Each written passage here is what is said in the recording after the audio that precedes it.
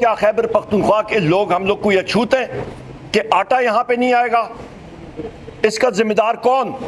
اس کا ذمہ دار ہے خواتین و حضرات شہباز شریف، مریم نواز، نواز شریف اور مسلم لیگ نون کی یہ رجیم۔ تعصب کو انہوں نے جنم دیا۔ بلوچستان میں حالات دیکھیں، سندھ میں آصف زرداری اور بلاول بھٹو اور مراد علی شاہ کی حکومت کی کرپشن اتنے انتہا پہ کہ جو بند انہوں نے باندھے اور جو روڈز بنائی وہ سیلاب بہہ کے لے گئے۔ ابھی تک ری ہیبلیٹیشن پنجاب کے لوگوں کا نہیں ہوا۔ کوئی تھیلا کسی کو ریلیف گڈز کا ملتا ہے تو اس پہ یہ لازم ہے کہ اس کے اوپر شہباز شریف یا مریم نواز کی فوٹو ہوگی۔ لطیف چترالی صاحب یا بیرسٹر غور صاحب یا سلمان اکرم راجہ صاحب یا اور کوئی شخص ہمارا وہاں پہ ریلیف دینے کے لیے جائے تو اس کے خلاف ایف آئی آر ہو جاتی ہے کہ مریم یا شہباز شریف کی فوٹو کیوں نہیں لگی۔ یہ ان کے حالات ہیں خواتین و حضرات ملک میں، اور یہ آپ کی انڈسٹری تقریباً کمپلیٹلی مکمل طور پہ ختم ہو چکی ہے۔ یہ چوتھا سال ہوگا کہ آپ کی معیشت کی growth rate G D P وہ منفی میں ہوگی۔ یہ اعداد و شمار کا ہیر پھیر کرنے چاہ رہے ہیں پر ہو نہیں رہا۔ بے روزگاری بڑھ رہی ہے، آپ کے نوجوان 24% سے بھی زیادہ بے روزگاری کی شرح چلی گئی ہے۔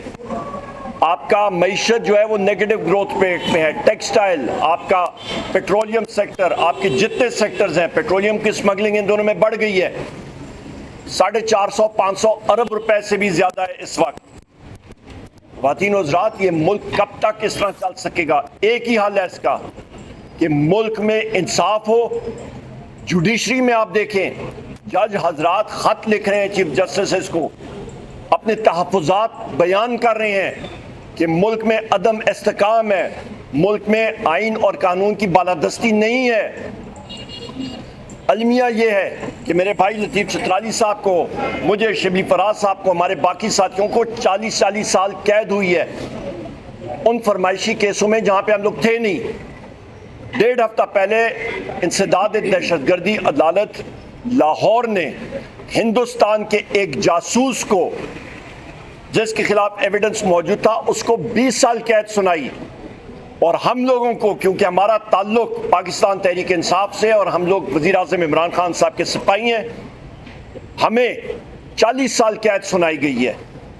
یہ حالات تشویشناک ہے، نہ کوئی ایویڈنس ریکارڈ ہوا۔ وہاں پہ جن گواہوں کے بلبوتے پہ ہمیں سزائیں دی گئیں، انہی 3 گواہوں کو انسداد دہشت گردی عدالت سرگودا نے پچھلے سال رد کیا تھا، ان کی گواہی کو رد کر کے ہمیں بری کیا تھا، اور فیصل آباد کے جج جاوید اقبال شیخ نے ان گواہوں کی بات مان لی۔ تو مجھے بتایا جائے کہ آیا فیصل آباد کی عدالت اتر پردیش میں ہے یا سرگودا کی انسداد دہشت گردی کی عدالت وہاں پہ ہے؟ چند کلومیٹر کے فاصلوں پہ 2 عدالتیں مختلف فیصلے سنا رہی ہیں، تو ایک نے ٹھیک ہونا ہے۔ یہ حالات ہیں خواتین و حضرات ملک کے۔ آخر میں یہ بات میں کروں گا کہ جب تک آئین اور قانون کی بالادستی ملک میں نہیں ہوگی، ملک ترقی نہیں کر سکتا۔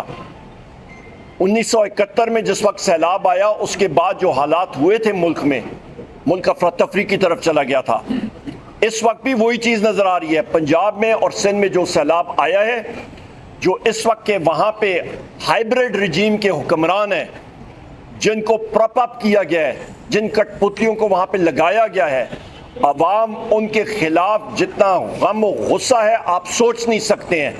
یہ لاوا پک رہا ہے اور پھٹے گا، اور بڑے برے طریقے سے یہ آتش فشاں پہاڑ پھٹے گا اور سب چیزیں بہا لے جائے گا۔ اس دن سے خوف کریں۔ آخر میں بات کروں گا، اسلامی ممالک کی کانفرنس ہوئی دوحہ میں، بدقسمتی کے ساتھ ان کی جو ریزولوشن آئی، جو قرارداد آئی، انہوں نے کہا کہ ہم لوگ اسرائیل کو صرف کنڈیم کرتے ہیں، کنڈمنیشن کے آگے کوئی چیز نہیں آئی۔ خواتین و حضرات، جب تک مسلمان ممالک مضبوط نہیں ہوتے، اس طرح کے حملے اسرائیل کی طرف سے مجھے لگتا ہے ایک پاکستانی محب وطن پاکستانی کے بنا پہ کہ یہ حملے ہوتے رہیں گے۔ مسلمان ملکوں میں بدقسمتی کے ساتھ اتحاد اس وقت نہیں پایا جاتا۔ اور اس اٹیک کو جو دوحہ پہ اسرائیل نے کیا ہے اس کو شدید الفاظ میں ہم لوگ اس کو کنڈیم کرتے ہیں۔ آخر میں خواتین و حضرات ایک بار پھر میں کہوں کہ اس وقت جو روٹ کاز ہے اس سارے فساد کی وہ یہ ہائبرڈ رجیم ہے، وہ کرپشن ہے۔ 366 کھرب روپیہ، میں ریپیٹ کرتا ہوں، 366 کھرب روپے کا مطلب 3,66,000 ارب روپیہ وہ اس ہائبرڈ حکومت نے کہا ہے کہ جی یہ ٹائپوگرافیکل ایرر ہے۔ بہت شکریہ۔